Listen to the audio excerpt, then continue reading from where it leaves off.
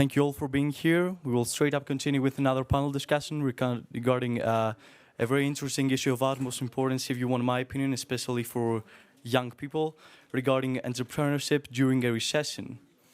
Let me welcome with us Ms. Alisa Cohn, Global CEO Coach, Board Director, #1 Startup Coach, T50 Marshall Goldsmith Awards, #1 Global Gurus for Startups.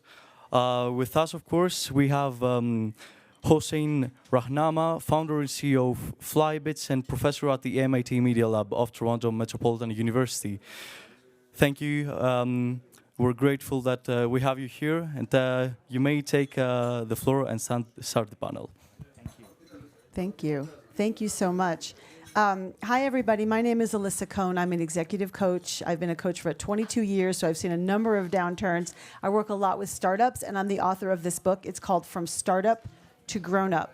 It's about the journey from founder to CEO, from founder to leader. And I would say it's really also about the journey of all leaders that go through as they grow into as they grow into leaders. I also have a podcast also called From Startup to Grown Up. Do you want to introduce yourself too? Hi everyone, my name is Hossein Rahnama. I'm a founder and CEO of Flybits, also a visiting professor at MIT Media Lab and a professor at Toronto Metropolitan University. Some people call me an academic entrepreneur, so I live in the paradox of being both a professor and a CEO.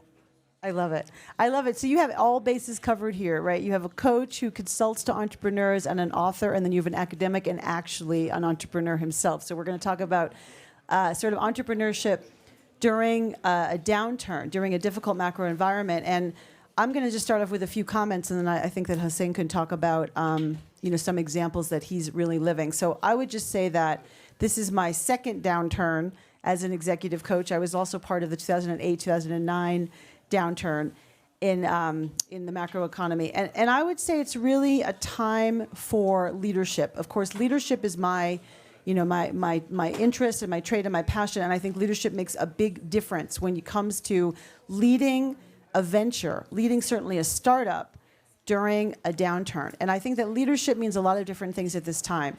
First of all, leadership means that you have to be intentional in the way you show up. Everybody talks about the startup world as being a lot of ups and downs. I'm sure you can relate to that, like a roller coaster. It's also an extreme work environment. So during a difficult time, it's even more important for the CEO, for the founders, to be able to think about how they want to show up and do so intentionally, which means that recognizing that you are the chief cheerleader, the chief communicator, and maybe even most fundamentally, the chief energizer. And what that means is you've got to kind of get yourself together every day because everybody is looking to you. Something we just talked about just before the panel is that during the pandemic, it was extraordinary to me how many employees would turn to the founder and the CEO and say, when's the pandemic going to be over? When are we going to be back at the workplace? Not that the CEO knew. However, the employees were looking for that kind of certainty. So as much as possible, it's really important to create certainty and create the conditions for certainty, even if you don't know. So the next part of that is around communication. The experience often of entrepreneurs is when they don't know something, they don't want to say and they don't want to give the false impression, and so they often don't communicate. Or things change so quickly that they don't communicate continuously. It is so important, especially during a downturn, when everybody needs to be rowing in the right direction, the same direction, to be communicating early and often in all kinds of venues, in town halls, in large groups, in small groups, in one-on-ones, so that everybody really understands where the company is going and how we're going to respond to this downturn. And the third thing I would say is that all the founders I'm working with are right now looking at their workforce and thinking about the tough choices they need to make in their workforce and their cost cutting. And I think that's very important, and of course, and at the same time, I actually think that this downturn then looks like an opportunity. It is the time to maybe make some difficult choices that you hesitated to make when things were better, when things were good. And so on the one hand, it is very difficult to make these choices. On the other hand, what I hope it does is it drives more analytical decision making, more clarity of decision making, not just now, but going forward. So I want to sort of start with some comments like that, and I think it'd be great to hear from your personal examples. Yeah, I think you said it very well. I think one thing that we have usually been taught, especially in school, is that entrepreneurship is about building a business, whereas it's more about a mindset. And you can be an engineer, you can be a doctor, you can be a business leader, but with an entrepreneurial mindset. And I think that means you have the ability to manage uncertainties, you have the ability to rally, work with people, collaborate with people, and in a classic sense, combine that IQ with EQ and navigate when things are pretty uncertain. It's a very different time right now compared to even 6-7 months ago. There's a lot of panic, there's a lot of worries out there. But I think if you really use the right instruments that you have been given as a leader, you can navigate. It's just a matter to have the foresight, to understand the people, because a lot of businesses that you build, a key pillar of that is how you bring people together and ask them to help you to guide the organization forward. And I think a combination of those during these times really allow any leader, whether in a large company or a small company, to advance their company forward and hopefully towards a new transformed world after this kind of uncertain period is over. Yeah, I think that's really well said, and it reminds me of some of the things that the companies that I work with, my clients have been going through, in terms of, you know, the painstaking work of navigating and bringing people along with you. So what's interesting about this particular downturn is that most of the companies that I'm dealing with, and really out there in the entrepreneurship and startup land in general, are thinking a lot about recomposition of workforce rather than just, you know, sort of just a cut across the board.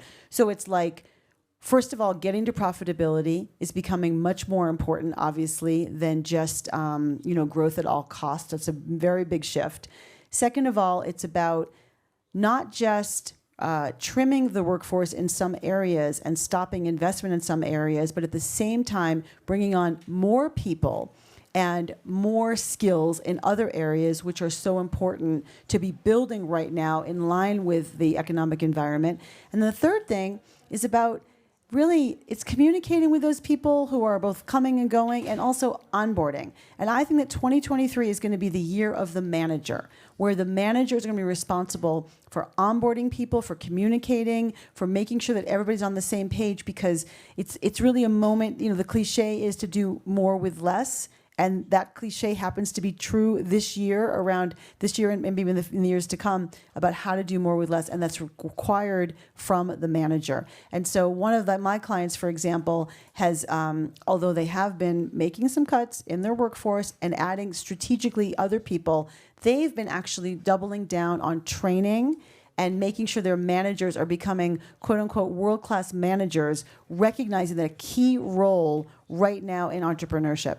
Do you want to share some of your experiences and some of your thoughts that you've seen in your own organization? Yeah, I mean, like many organizations, we are also adapting and adjusting based on the economic reality of what we are facing. But you mentioned that this is perhaps the second downturn that you have seen in your career.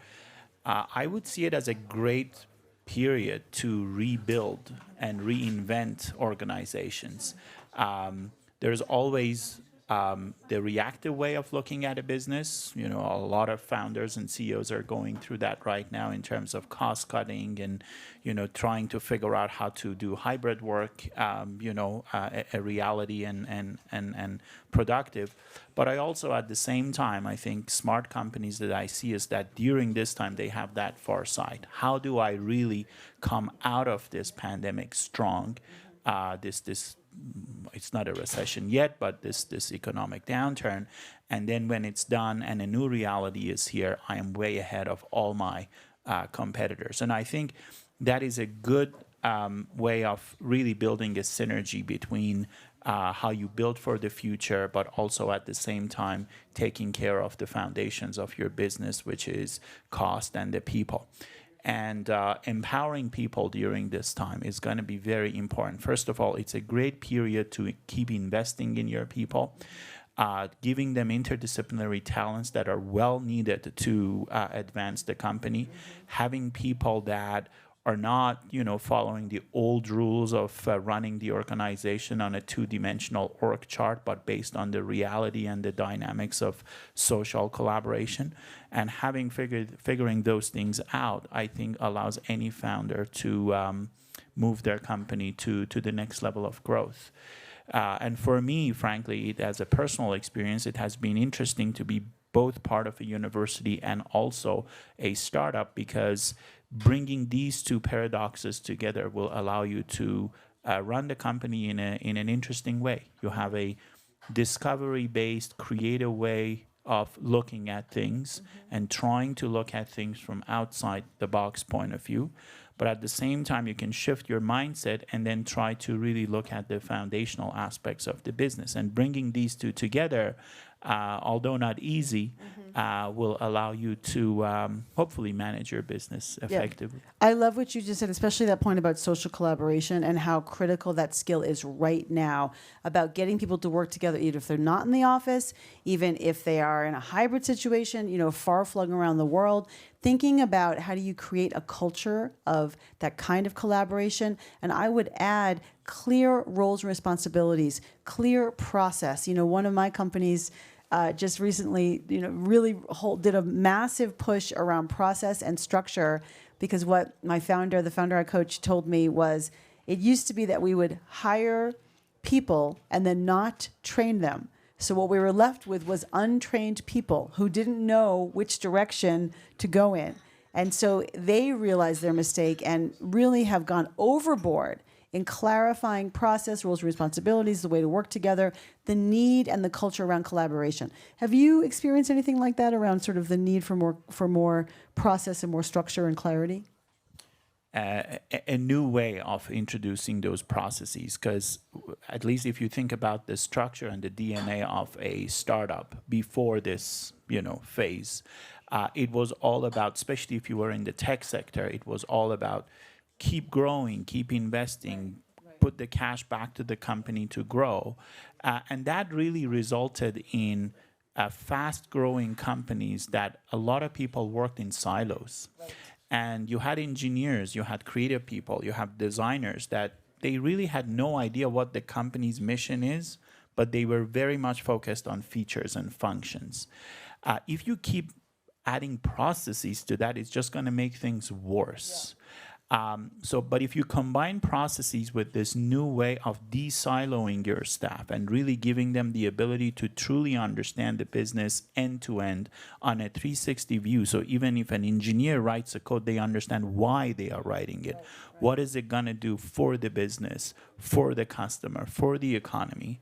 And then add processes to that, I think it's going to bring the best of the two worlds together. Yeah, I love that. I love the idea of the de-siloing. One of the founders I work with, he has a meeting, he calls it the unsilo meeting, to create context, which is what you're talking about.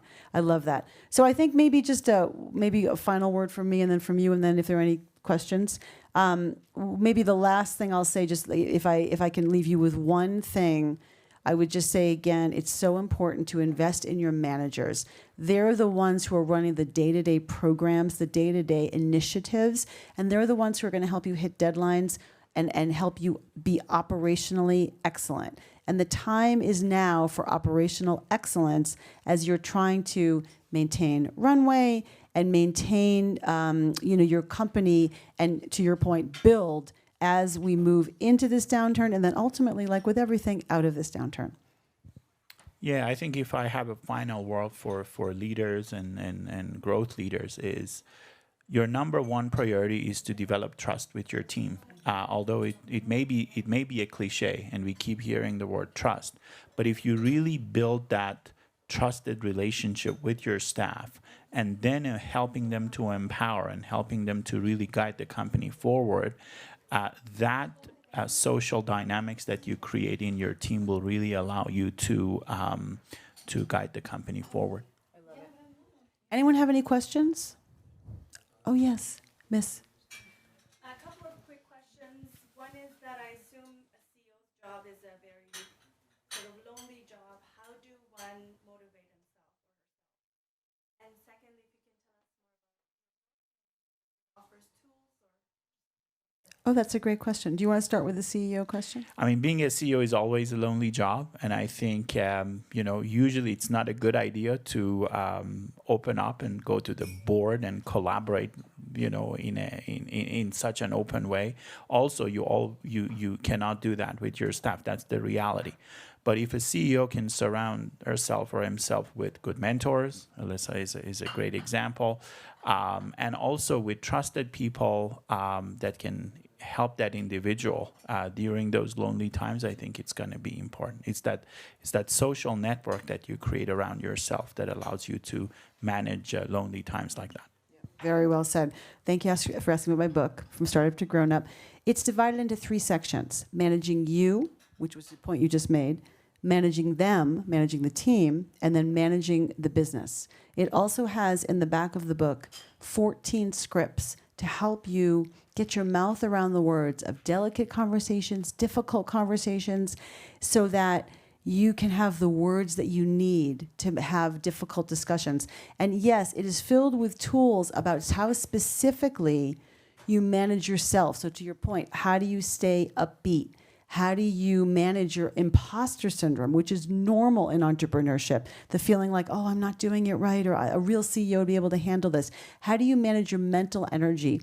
Then also managing them. How do you build culture? How do you do coaching and feedback to your team? How do you build a sense of trust? And how do you build a culture of accountability? And how do you take that accountability without making people feel bad? How do you delegate? Actually, very senior leaders have trouble delegating. And then managing the business, which is about how do you think about making sure that you are measuring the right things, setting key goals. How do you run meetings? I am alone usually when I say, I love meetings. Meetings are my favorite thing. I love the potential of meetings. And so often meetings go off the rails because people don't know how to do them. And then I would add, again, the scripts in the back of the book are very helpful. So thank you for asking. It is filled with tools. And I'm happy to chat with anybody after this session. So thank you very much for joining us today. Thanks. I have another question. Oh, yes, please. So now you have mentioned the importance of managers and how from now and moving forwards will play a vital role for the startup in growing. Usually when startups grow, the initial team, as you already know, is extremely significant, and it may be a deal maker or breaker for a company. How would you advise young entrepreneurs, CEOs who are in the phase of looking how to expand, how to grow, and how to select the people that they're going to work with? And how can they ensure themselves that if it doesn't work out, the company won't get harmed? Yeah. That's a beautiful question. By the way, in the back of my book, it talks about one of the scripts in the back of my book is how to have the difficult conversation with somebody about having to let them go or having to put a manager on top of them. But to your point, it's a beautiful question. When you're the founder and you're starting the company, you basically surround yourself with people who are typically friends, who you've known for a long time that you can trust, and then also people who are startup people, which means that they are typically scrappy, they're filled with hustle, they want to do a bunch of different things. At some point, if your company is successful, you earn the right to hire additional kinds of executives who have scaled before, executives who are people you don't know, who bring other experiences with you. However, you then have to have the conversation with the existing executive team, the leaders that have gotten you here, that you need to have different people who will get you there. So that's like a transition that everybody goes through because there are different phases of startup growth and different phases of people who work there. And I would say that one way to ensure you have the right people is to talk about your vision for the company, the culture that you're expecting the company to drive towards, to see if they buy into that culture, and to really get a sense that they can be a fit, not just intellectually, but also, again, in line with culture. One of the founders that I work with, what happened was he hired a whole bunch of Stanford PhDs. He was like, I hired the smartest people in the world, the Stanford PhDs. Fabulous. But after a year, he realized that he only cared about intellectual horsepower, and they were not working together. So what he said was, it's like I have the best rowing team in the world, but the boat is going around in a circle. So you've got to think about how do people work together in order to kind of create the environment and create the right outcomes. Do you want to add anything? Yeah, I think the key thing for a company is that make sure you play in your own league. If you're an early company, act as an early company. As you grow, act as a grown-up company. I have seen a lot of founders that they really get stuck with the original founding team. This is like driving, but driving on this road versus F1 versus a rally. It's a very different set of skill sets and a very different road. So I think a good leader will understand which phase I am in, and based on that, you bring the right talent on board. It's usually the formula is only 20%, if you're lucky, of your team can grow with you. And I think the challenge is, well, if the founding team really help you to create your company, do you let them go? Do you bring a new boss for them? If you bring a new boss and let them go, do they understand the DNA of the company and the corporate knowledge? I think that's the art and science of leadership. How do you keep the history, but at the same time bring new talents for the new reality of your business? Beautiful. Yeah. Thank you. Okay, thanks. Thank you very much. I hate meetings. I know. You're not alone. You're not alone.